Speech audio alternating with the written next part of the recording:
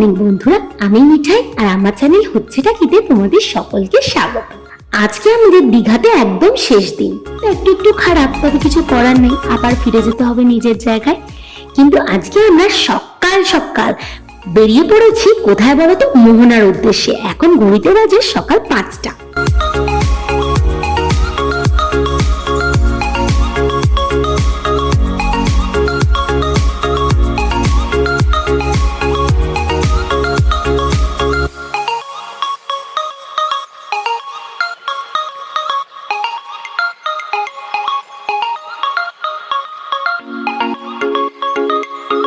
Finally মোহনাতে এসে পড়েছি। তোমরা কিন্তু ভিডিওটা স্কিপ করো না, কারণ মোহনাতে একটা দেখার দারুণ জিনিস আছে, সেগুলো হলো মাছ বাজার। মাছটা না দেখলে কিন্তু তোমরা সত্যিই মিস করবে। তবে এখন আমরা প্রথমে মাছ বাজার না গিয়ে আগে মোহনাটা দেখে নেব, তারপরে আসবো মাছ বাজারে।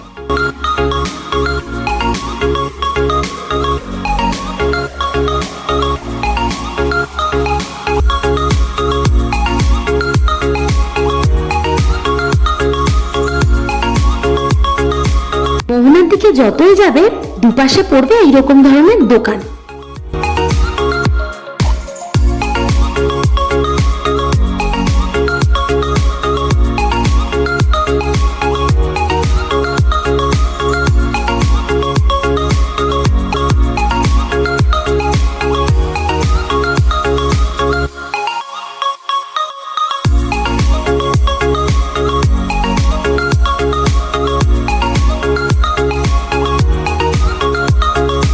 মোহনার সামনে এগোবে দেখবে সমুদ্র উত্তাল এবং দুপাশ থেকে ঢেউগুলো ছপাত ছপাত করে এসে পড়ছে।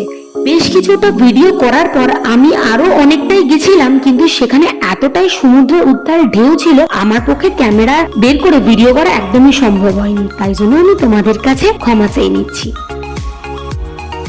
আমার মা এখন মাছ বাজারে এসেই দরদাম শুরু করে দিয়েছে।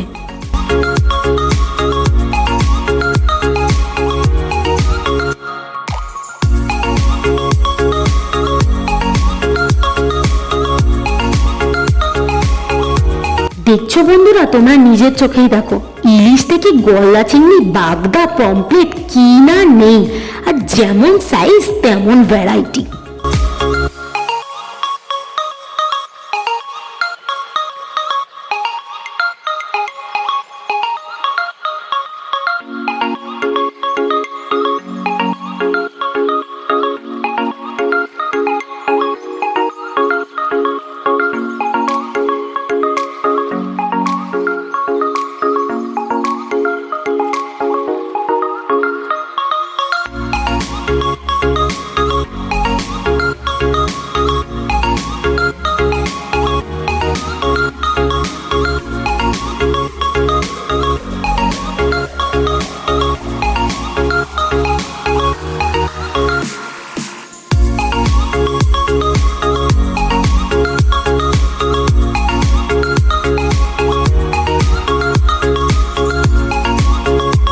করতে করতে কোথা থেকে যে সময় চলে গেল। এখন গাড়িওয়ালা তাড়া দিচ্ছে, কিছু করার নেই, তাই তড়িঘড়ি গাড়িতে উঠে পড়লাম এবং ফিরছি আবার হোটেলে। হোটেলে তো পৌঁছে গেছি। এখন ঝটপট নিঃশ্বাস না নিয়েই তড়িঘড়ি ব্যাগ গুছিয়ে ফেলতে হবে, কারণ বাসের টাইম হয়ে গেছে। দেখতেই পাচ্ছ আমি যতটা সম্ভব একা হাতে ঝটপট ব্যাগ গুছিয়ে নিচ্ছি, ওরাও এদিকে আমাকে সাহায্য করছে টুকিটাকি। যাই হোক, হোটেল রুমটাও ছেড়ে দিতে হবে, তাই জন্য আমরা ব্যাগটা একেবারে গুছিয়ে নিয়ে চলে এসেছি হোটেলে।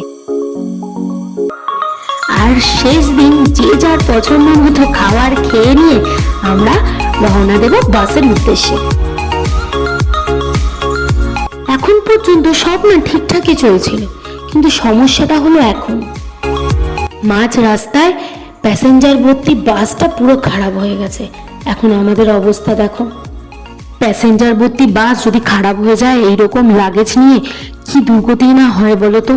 বাচ্চা বয়স্ক সবাই দেখো এরকম রাস্তায় লাগেজ নিয়ে দাঁড়িয়ে আছি, পরের বাসের জন্য ওয়েট করছি।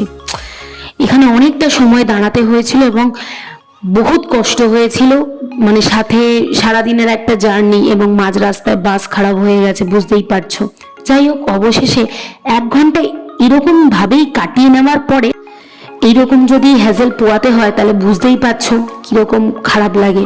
যাই হোক, অবশেষে এইরকম অবস্থা হওয়ার পর 1 ঘন্টা পরে একটা বাস এলো, আমরা তাতে উঠলাম এবং এখন ফাইনালি বাস থেকে নেমে উবের ধরে পৌঁছাচ্ছি বাড়ির উদ্দেশ্যে।